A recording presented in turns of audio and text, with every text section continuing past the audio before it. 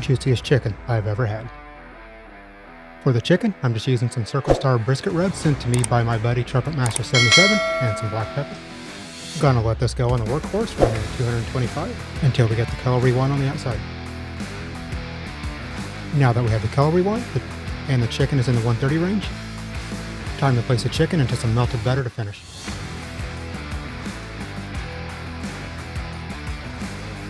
Give all the chicken a turn to get coated in butter.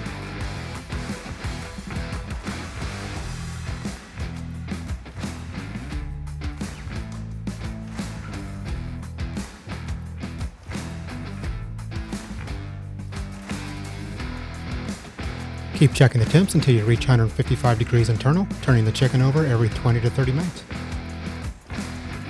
Let's cut into this. And this is how I made the